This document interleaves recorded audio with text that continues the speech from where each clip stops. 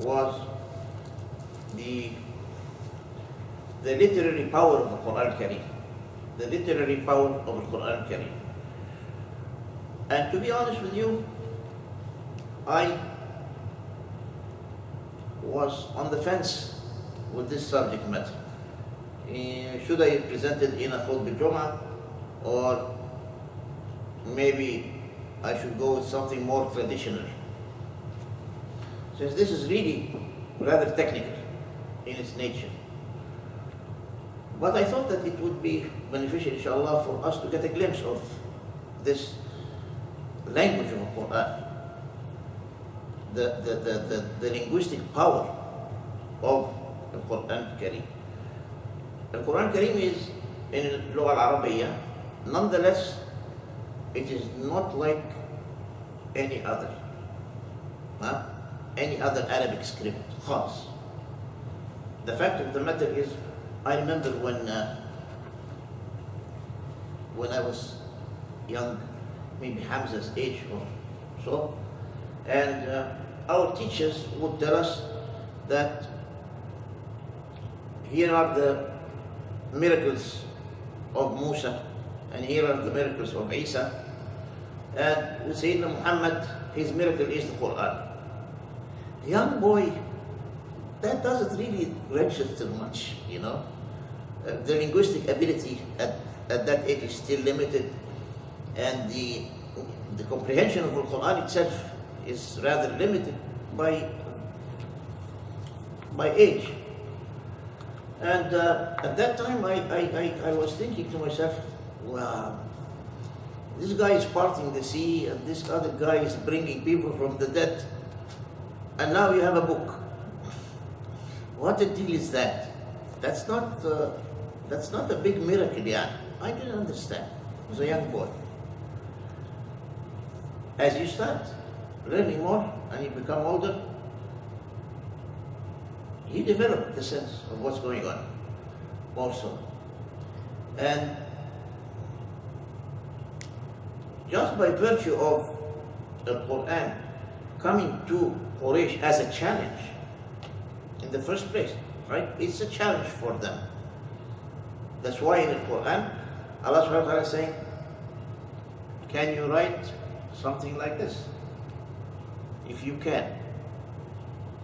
So, of course, no takers. So then Allah subhanahu wa ta'ala reduces the challenge and says, give me maybe 10 surahs similar to this text. Still no takers, right? And then ultimately, Mawla Azza wa Jal says, فَأْتُوا بِسُورَةٍ. Not only that, وَادْعُوا شُهَدَاءَكُمْ مِن دُونِ اللَّهِ إِن كُنتُمْ صَادِقِينَ. Yani, get help also. Seek help from whoever you think might help you out, and bring in a surah that would be similar to this Qur'an. Of course, the decreasing of the challenge is in itself an increase in the value of the challenge, right? Yani, now I'm saying to you, one, can you? Well, if you can, khalas, why are you arguing with this? Correct? Especially that it is known that the Arab were masters of the language. Yeah. And to give you an idea, يعني poets in the Arabian Peninsula at the time, for Jahiliyyah, before Islam, were having a status no less than that of modern day celebrities. For example, singers or sports figures or movie stars or something like that. They were that highly regarded in their communities. And of course, they were also showered with a lot of money, financial rewards, based on their abilities to bring by unique verses of poetry. And like the Olympiads, for example, they had suq oqaz, right? Within Majaz, wherein all tribes would come in with their boats and they would go ahead and recite. And those were known to be al-mu'allaqat, to be al-mu'allaqat. Al-mu'allaqat meaning those things that are hung. Why do they call them that? Because those verses would be hung to the wall of Al-Kaaba, so that everybody would come by and see it. So, as you can see, as I started to grow older, I started to appreciate that, this may not be just a book then. It's not just a book, it's something more than that. And not only that, Quraysh itself knew that this is not just regular text, right? One of their arguments about da'wah to Islam was the fact what the Qur'an says, لولا نزل هذا القرآن على إيه؟ رجل من القريتين عظيم. Allah. Yani, if only this Qur'an had been sent to somebody with high status in the society, rather than Muhammad sallallahu alaihi wasallam. In the core of this statement, Ya Shahid, is the fact that we have no issue with the Quran. Our issue is with the message. Tamam? You see? They knew it. And I told you before, many times I refer to the story of Islam Umar, and how when he took the scripture from his sister Fatima after hitting her, and her face was bleeding, and then she gave him the script, and he started reading the opening verses of Surah Taha. You remember? Okay.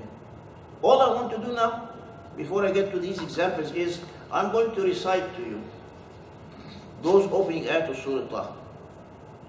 And I'm not going to translate them. I just want you to give your ears to the rhythm and the rhyme of these verses. Subhanallah.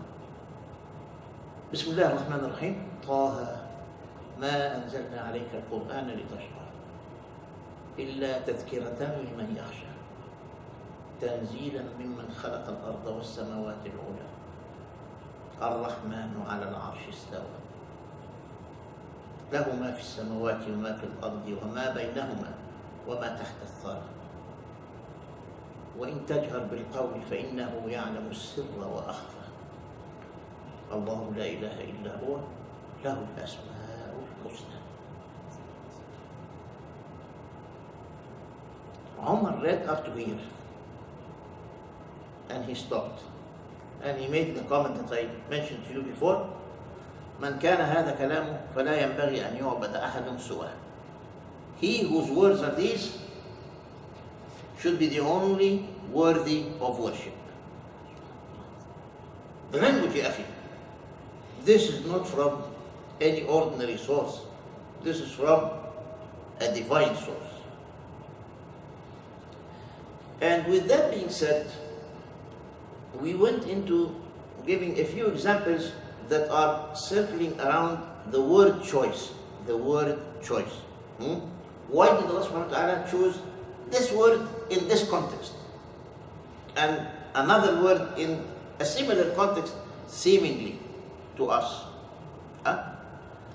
And before I get to the example, I would like to repeat the comment that I made today in the Jum'ah related to the distinction in the language between a verb and a noun. I think we made that distinction, but again, for the benefit of Abbas and Shahid, we repeat by saying that in classical Arabic, verbs are by their nature temporary and changing,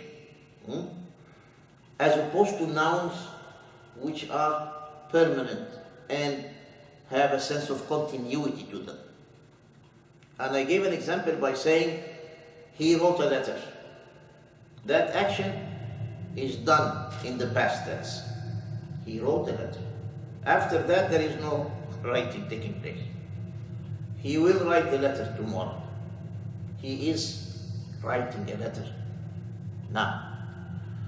But as the time lapses, the verbs are done with خلاص, مش كده? So they are related to a particular limited time span. And then they change, they stop, they get altered to something else, whatever. But if you say, Fulan is a writer, that's a noun now. Writer is a noun. And that noun is now a trait that is stuck to that person and has the sense of continuity and perpetuity. Correct? He will always be a writer. Huh? He wrote 10 years ago, he's writing still, he will write if he lives the next year or so. So, we needed to put this up front, the distinction between the status of a verb that is temporary and changing versus a noun that is continuous and permanent in its nature.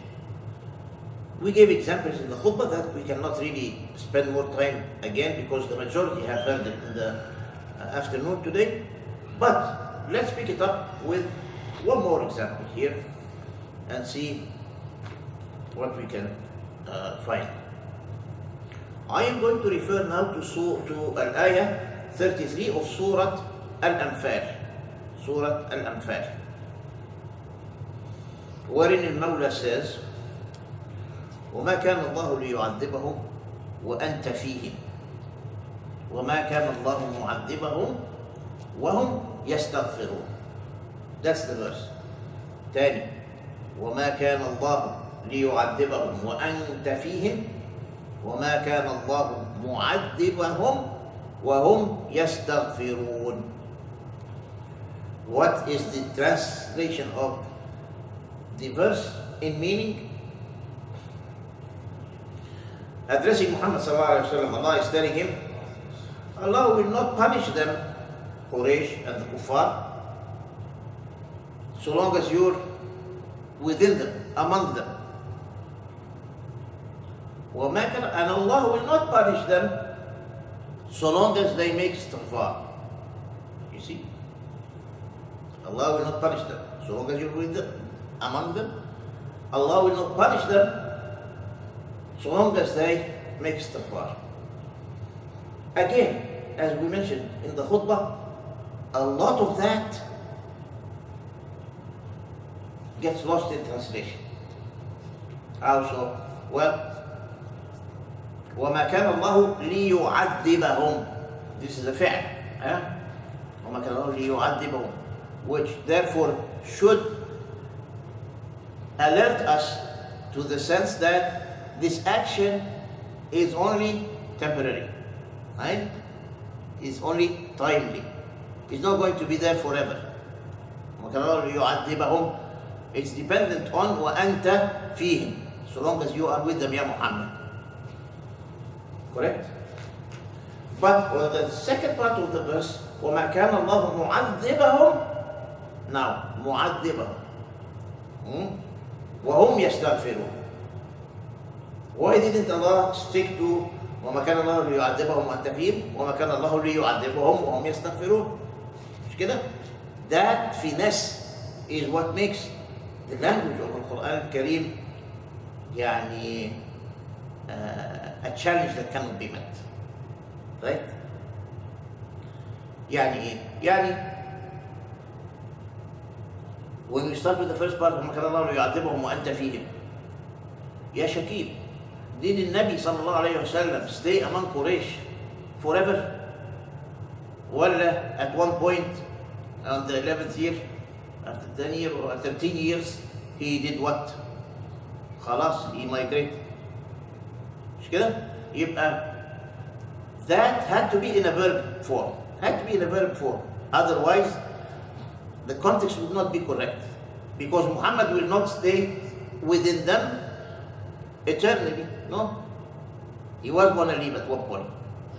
Therefore, Allah subhanahu wa ta'ala says, وَمَا كَانَ اللَّهُ لِيُعَذِّبَهُمْ وَأَنْتَ فِيهِمْ. So long as you are there, Allah will not punish them. وَمَا كَانَ اللَّهُ مُعَذِّبَهُمْ وَهُمْ يَسْتَغْفِرُونَ. Now we're switching to a noun form. وَمَا كَانَ اللَّهُ مُعَذِّبَهُمْ وَهُمْ يَسْتَغْفِرُونَ. How so? Well, that should indicate to us the sense of continuity, permanence, perpetuity, right? All of that. And indeed it does. But it does it in a way that you have to understand the context as well. وَهُمْ يَسْتَغْفِرُونَ. So long as you are making istighfar, then the continuous state is no azab. There is no azab going to be inflicted upon thee so long as you are making istighfar. Because the noun of mu'adhibahum is a continuous form. Did you get that? طيب, one other fine point also is وَهُمْ يَسْتَغْفِرُونَ, which means what? Which means this is a verb again. يَسْتَغْفِرُونَ is a فعل مضارع على صيغة الجمع, المذكر السالم. That's the grammatical expression for it. وَهُمْ يَسْتَغْفِرُونَ. طيب, again the يَسْتَغْفِرُونَ here is temporary, right? Because you and I cannot do istighfar indefinitely. We will do it only partially, part of the time. Therefore, yastaghfirun has to come in a verb form. Not only that, but that by itself and in and of itself is enough that Allah does not inflict punishment upon you.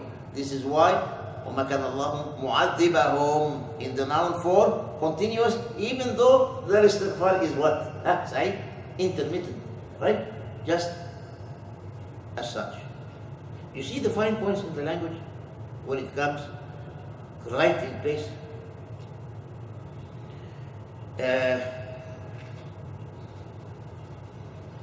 One other example, inshallah, Mr. Shahid.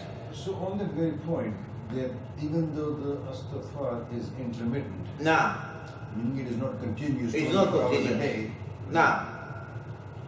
From that can you also infer that, of course, the majority of the Quraysh were not believing in Islam, but there may have been some who did, and as long as they were doing astaghfar, Allah will refrain from punishment. That's true. That is true. Amazing. And to corroborate your statement, we go to the Fath Makkah, wherein some of the Muslims, they wanted to go into Mecca and make a big slaughterhouse of it. Right. And the Nabi Sallallahu Alaihi Wasallam, what did he say? He said, "Idhabu fa antum tulaqa." Go, you're free to go. And when asked, he said, from their backbones, there will come people who will say La ilaha illallah. That happened. مش كده؟ طيب, let's take another example. We go with the verb form of wassa versus the verb form awsa. Two very closely related verb forms. As a matter of fact, in classical Arabic, Al-Arab did not make the distinction between the two. They would use them interchangeably, you see. But you will find that in the Qur'an Kareem, that's not the case. That's not the case. But one which is wassa, which rhymes with fa'ala. This is called taf'ilat, by the way. Taf'ilat, the Arab, in their grammar, they use the al-fa' wal-'ain wal-lam to make rhymes with forms of verbs, right? Or other words. Fa'ala, wassa, as opposed to awsa. Awsa is af'ala. See? It's two different forms. The Arab didn't make the distinction, they used them whichever comes their way. But Al-Qur'an al-Kareem gave each of them a special meaning. And here is how you can tell. في سورة النساء, Surah Al-Nisa, it has verses 11 and 12. If you remember when we spoke about the Mawarith, at one point we spoke about these two verses, 11 and 12 of Surah Al-Nisa. They have all the rules and regulations for inheritance, Mawarith. Allah subhanahu wa ta'ala says what? In verse 11, يوصيكم الله في أولادكم للذكر مثل حظ الأنثيين. يوصيكم. يبقى هنا the verb is what? أوصى. يوصي. أوصى. On that form أفعل. يوصيكم الله في أولادكم للذكر مثل حظ الأنثيين. Whenever it happens to be a matter related to inheritance, the verb utilized is always أوصى, never وصى. Never وصى, always أوصى. Why? Because the verb أوصى is reserved for a wasiyah that is being made once. How many times do you make a mawarith situation? Once. And for once, it's awsa. When it is wassa, then it is more than one time. It's repeatedly. You see the difference here? That's the difference. With awsa, it happens once. That's why it's very much suited to the situation of al-mawarith. But when it comes to wassa, la, wassa is an ongoing. Intensive and extensive. نعم. For example, ووصينا الإنسان بوالديه حملته أمه وهنا على وهن وفصاله في عامين أن اشكر لي ولوالديك إلي المصير. لقمان. طيب وصينا الإنسان بوالديه. Now this is an ongoing توصية, right? وصى. It's not أوصى. Here Allah subhanahu wa ta'ala uses just the term that presents the intended use of the meaning here, which is that you have to be good to your parents all the time. You cannot be good to them for only some of the time and then treat them bad the rest. No. Tamam? So therefore, here it's an important advice that is continuous and repetitive, and in the other case, it's the other way around. But then again, you are surprised in the Qur'an with exceptions, right? And it's not all that straightforward and direct. So you find yourself then with an exception. And as they say, with exceptions to a rule, it's usually, it does not break the rule, but in fact it reinforces it. When there is an exception, it actually reinforces the rule rather than do any harm to it. Where is the exception? It's in Surah Maryam, wherein Allah Azza wa Jalla says, وَجَعَلَنِي مُبَارَكًا أَيْنَمَا كُنْتُ وَأَوْصَانِي بِالصَّلَاةِ وَالزَّكَاةِ مَا دُمْتُ حَيًّا. We agreed that matters of deen or akhlaq or the like, or moral issues, have to be in the form of wassa, not awsa. But here, وَجَعَلَنِي مُبَارَكًا أَيْنَمَا كُنْتُ وَأَوْصَانِي بِالصَّلَاةِ وَالزَّكَاةِ مَا دُمْتُ حَيًّا. The salah and zakah have to be ongoing. Why did Allah subhanahu wa ta'ala here say, did not say وَوَصَّانِي? مش كده يا محمد؟ That's a good question. Well, that's the exception to the rule. And who can take a stab at this and say, why? Why is this exception here? Who is the speaker in the verse here? وَجَعَلَنِي مُبَارَكًا أَيْنَمَا كُنْتُ وَأَوْصَانِي مين؟ عيسى عليه السلام وعلى نبينا. مش كده؟ When did he make this statement? When he was 1 day old, under Maryam, right? When they came to her and said, "What's this?" He said, "Ask him." And he said, "Do we ask him? An infant?" Allah subhanahu wa ta'ala mu'jiza, He made him speak. وَأَوْصَانِي بِالصَّلَاةِ وَالزَّكَاةِ مَا دُمْتُ حَيًّا. Therefore, that is a miracle that will occur only once. That he would speak in that form only once. And then you go back to the normalcy of the use of the verb. You see how it is? طيب. I think we can take one more example, inshallah, or are you tired of this? No. One more example, inshallah.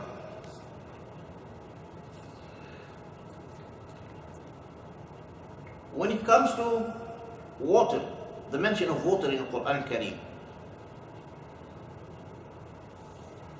وهو الذي أنزل من السماء ماء.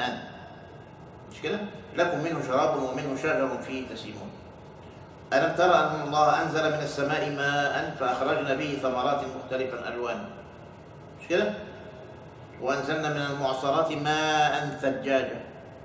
Right? Examples, these are examples from النحل والفاطر والنبأ.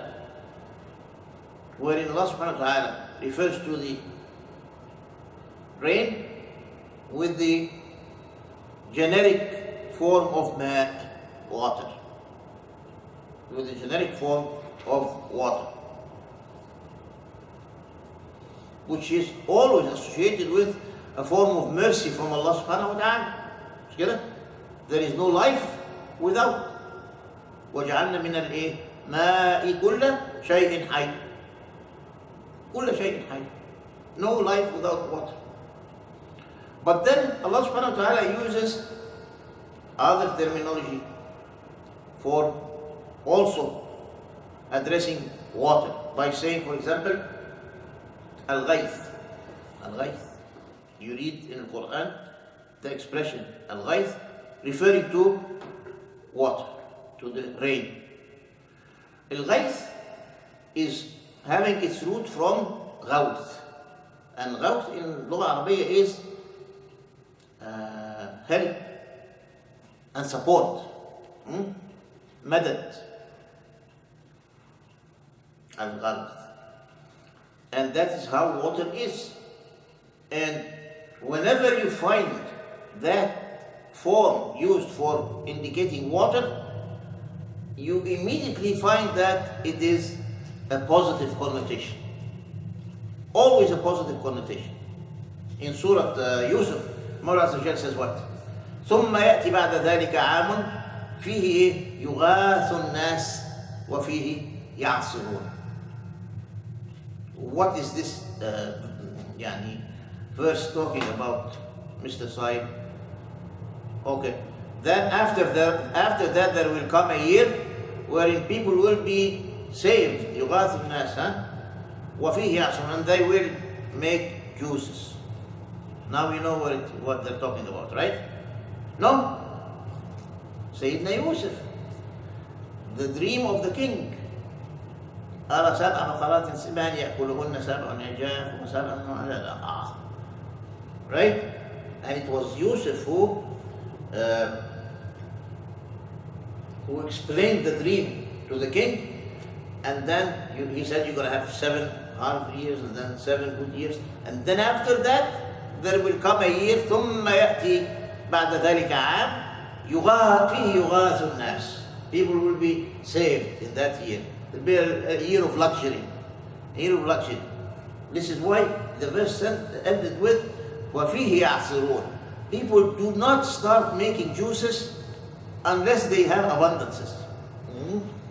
Those of us who were brought in villages or know how farming goes, you don't make juices if your plant is scarce. No, right? But if it's abundant and then it will go to waste, you start making the benefit by preparing juices and the like. طيب. The last ayah of Surah Al-Luqman, a beautiful ayah. إن الله عنده علم الساعة وينزل الغيث ويعلم ما في الأرحام وينزل الغيث المطر. Therefore here that rain is going to be a blessing. رحمة. فيه رحمة. Because the term itself is rooted in support and sustenance. يغاث, غوثا. When you are in a hard spot and you are seeking help, you say أغيثوني, help me. طيب. By the way, إن الله عنده علم الساعة, the hour, وينزل الغيث ويعلم ما في الأرحام. And then the conclusion of the ayah is what? وما تدري نفس ماذا تكسب غدا وما تدري نفس بأي أرض تموت. No soul knows what's in store for it tomorrow of risk, and no soul knows where it will meet its demise. So this is why you find that these are 5 things in the verse, Surah Luqman. علم الساعة, the hour. وينزل الغيث, who does that? ويعلم ما في الأرحام, in women's wombs, what's in there? وما تدري نفس ماذا تكسب غدا وما تدري نفس بأي أرض تموت. That's why when one of the teachers asked his students, what are 5 things that Allah did not divulge to any human being? One of the students, a smart aleck student, would answer by saying, if Allah subhanahu wa ta'ala did not divulge them, then we don't know. Right? The teacher wanted them to say the last verse of Surah Luqman. Right? طيب. But just as al-ghayth is a source of mercy and provision of life for human beings, it can be also a source of devastation. And we all know that by now. But for that, Allah subhanahu wa ta'ala reserves a totally different form. He uses, in that case, matar, al-matar. It's still rain. Still the Arabs did not make the distinction. Ma, matar, ghayth, it's all water. No. Allah subhanahu wa ta'ala made the distinction in the Qur'an by saying, فَلَمَّا رَأَوْهُ مُعَارِضًا مُسْتَقْبِلَ أَوْدِيَتِهِمْ قَالُوا هَذَا عَارِضٌ مُمْطِرُنَا. There's going to be some rain coming to us. بَلْ هُوَ مَا اسْتَعْجَلْتُمْ بِهِ رِيحٌ فِيهَا عَذَابٌ أَلِيمٌ. Who knows when, what is the topic here of this surah, of this ayah of Surah Al-Ahqaf? When they saw it, they said, it's just some rain that's going to come upon us. They saw some clouds coming in the horizon, and they say it's just going to come with some rain onto our valleys. Allah is telling them, no, it's not that.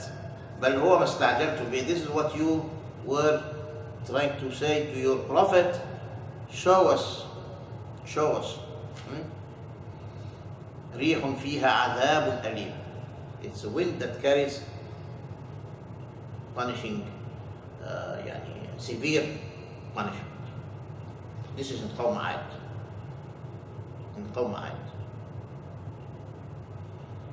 طيب, therefore when the ممطرنا here is always going to be associated with adab, with some negative connotation all the time in the Quran.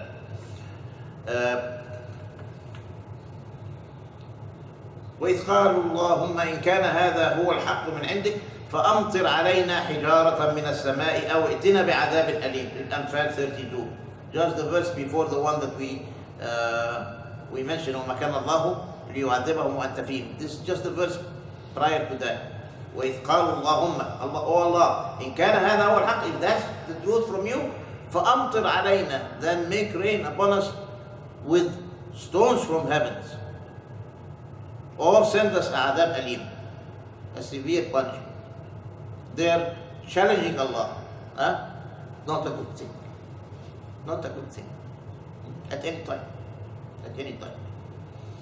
So therefore, whereas an Arab used ma, matar, غيث, all interchangeably. The Quran had precise usages for each of those terms. And that, by the way, is how you will find the infallibility of the Quran Kareem. That linguistic brilliance that you won't find anywhere. So we need to talk a little bit about this key point here. So Nah. I have a better understanding. So these various words in Arabic used for water. Yes, And you're saying these Arabs used to use them interchangeably. Okay. Interchangeably. But each word for water, even though they use it interchangeably, The Quran, but didn't the Arab-speaking people use them in the appropriate context? yes, Okay, so yes, but they would use one or the other for indicating water or rain in general. They would say ماء من السماء, مطر من السماء, غيث. All of these they would use to indicate rain. But in the Quran, That- it is specific, a word for water that is bringing punishment. Matar. Even though the Arabs Matar, knew that so- word. Yes. They knew that word, but in the Quran it uses the same word. But, Yes. but didn't the Arabs know that that particular word is in reference to punishment? No, they Oh, didn't okay. until the Quran came by. And Okay. this is why, you see, the people of the language, they used to teach us that it is not that you apply the Arabic language rules to the Quran. It's the other way around. Okay. You apply the Quran to the Arabic language and you modify it. And such is the unique stamp of the language stamp of the Quran Kareem. This is why when we recited طه ما أنزلنا عليك القرآن لتشقى, something happens in our hearts, in our ears. Something happened there. In Surah An-Nisa, المولى عز وجل, to conclude, says, أفلا يتدبرون القرآن? Don't they reflect about the Quran? ولو كان من عند غير الله لوجدوا فيه اختلافا كثيرا. If this Quran were sent by other than Allah subhanahu wa ta'ala, there would have been so many differences throughout the text. But that's not the case. The Quran being sent over what? Did it all come at once? Yes, well, it came over a basic Nabi sallallahu alayhi wa sallam of 23 years. 13 of which in Mecca and 10 in Medina. Allah. Over 23 years.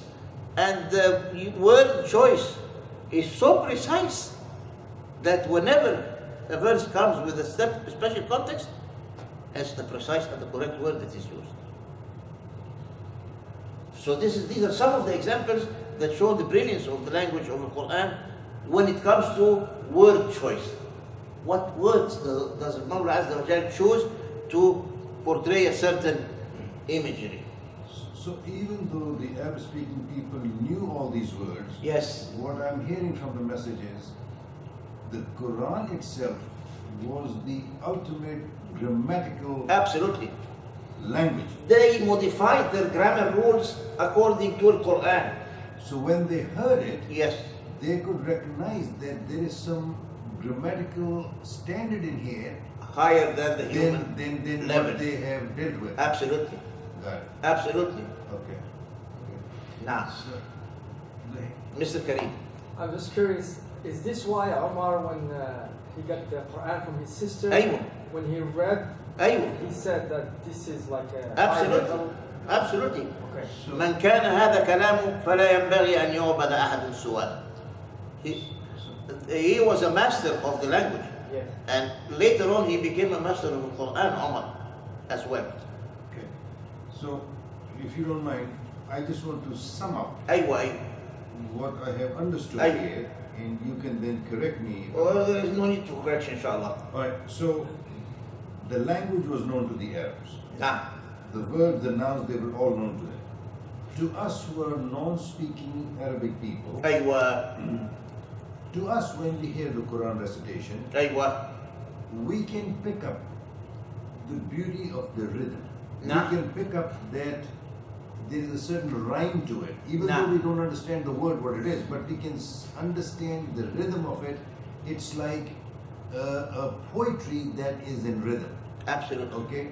But what you are saying is, besides the rhythm, the language was so refined that although the people knew that language, they knew the words, but in their everyday speaking or in their Use, daily gatherings usage. and entertainment or whatever, they used these words but Loosely. Loosely. Nah. But the Quran provided such explicit, Khalas. precise Khalas. meaning. Whenever you read in the Quran the word matar and all that comes associated with it is adab alim wa hijara min as-sama' khalas بقى.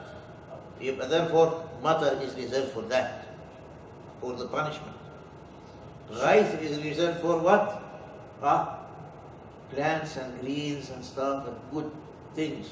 So even the unlettered, uneducated people Hey, in what? the language could sense that when they hear the Quran, there is a higher level of grammatical excellence in it أيوه. that Aywa. that doesn't escape them. Absolutely. They can clearly understand But- that this is not. Knowing something for a fact doesn't automatically make you a believer. Right, right. You see? Yeah.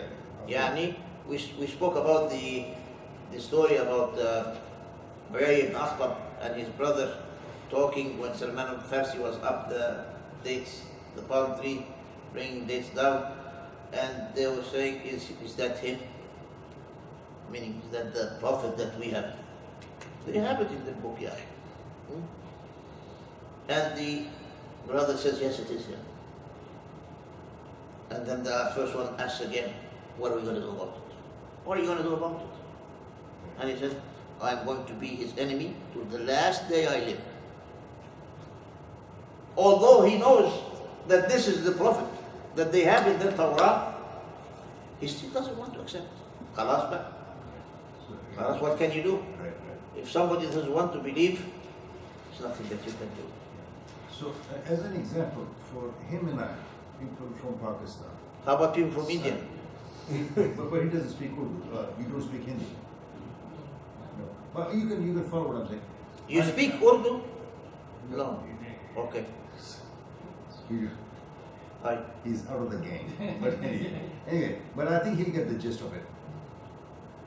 In Urdu language, which we speak, and sign and knows and all that, I think we are both aware, and majority in Pakistan, that the same language spoken in Lucknow, in India, has a certain refinement to it.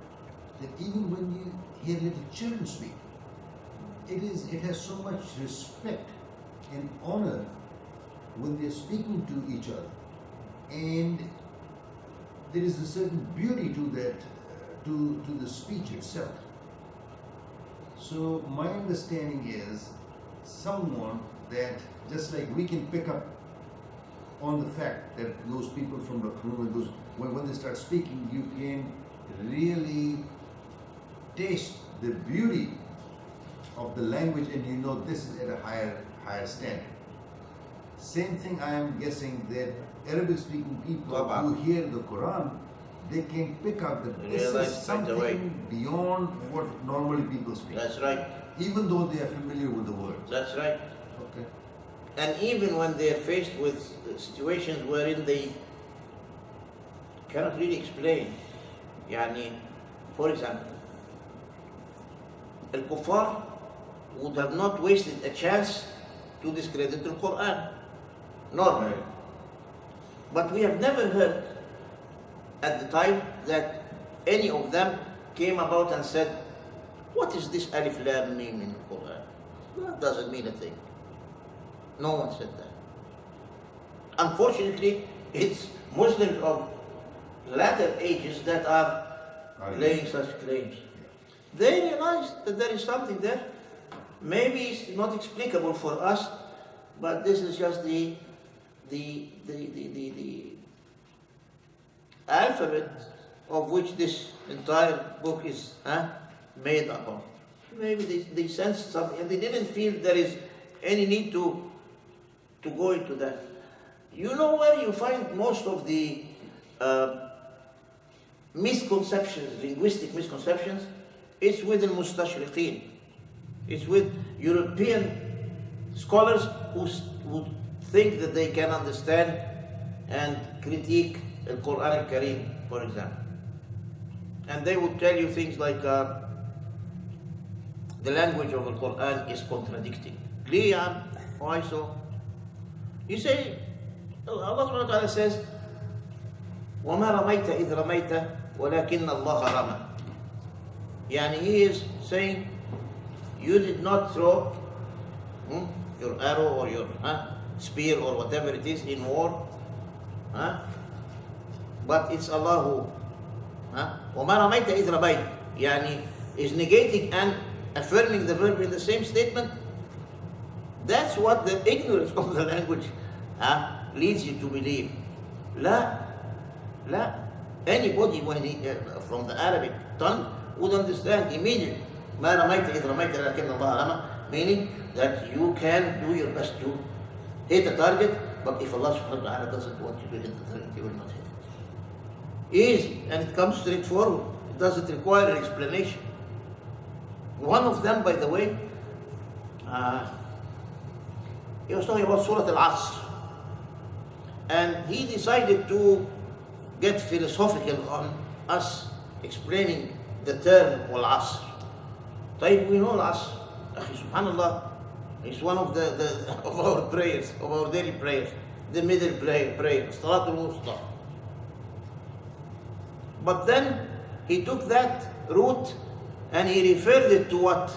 The one verse that we spoke about. ثم يأتي بعد ذلك عام يغاث فيه الناس وفيه يعصرون, meaning to squeeze into juice. And he tried to force that meaning onto one asr. And this is squeezing out the time of the day or some other far-fetched meaning like that. And again, you look at that and you say, it's because you are ignorant. Because you don't know the language. It's why you're saying such crap. If you knew the language, you wouldn't say that. Because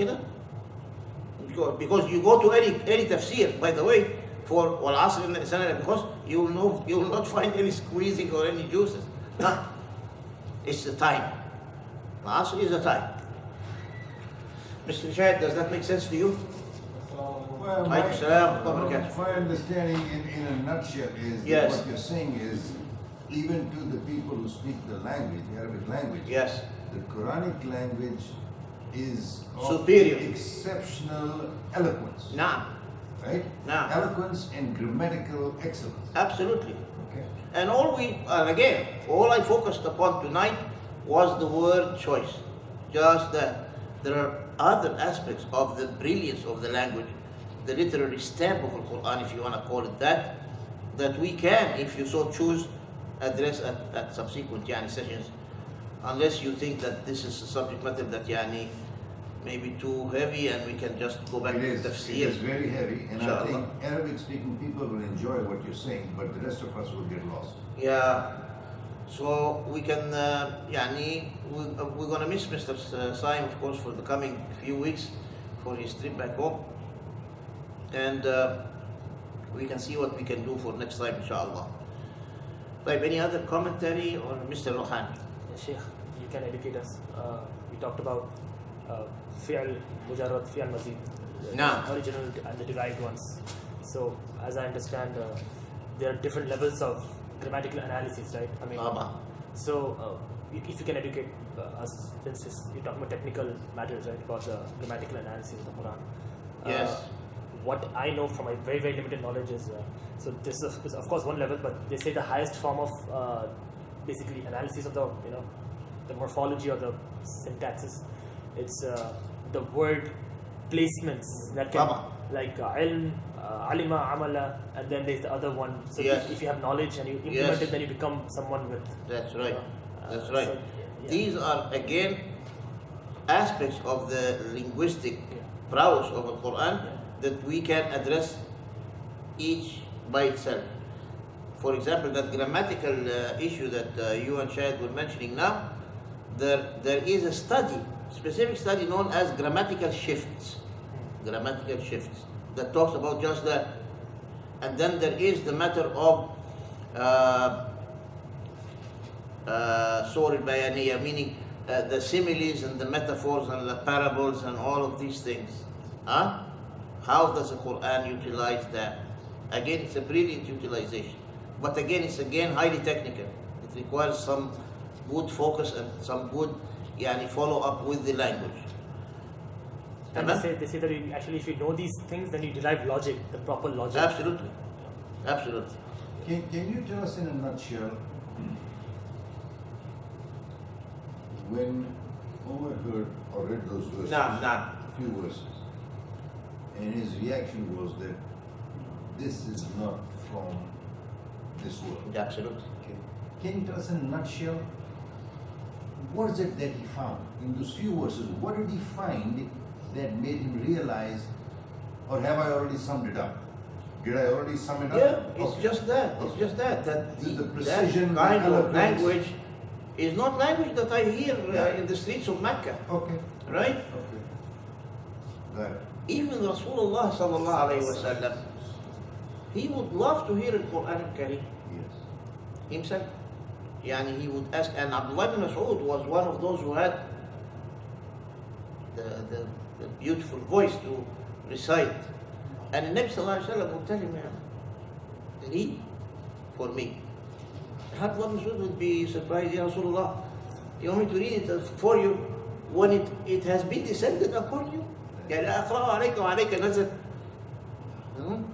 And he said what? Sallallahu alayhi wa sallam, أحب أن أسمعه من غيري. I like to hear it from somebody else reciting. And he started reading for him Surah An-Nisa, right?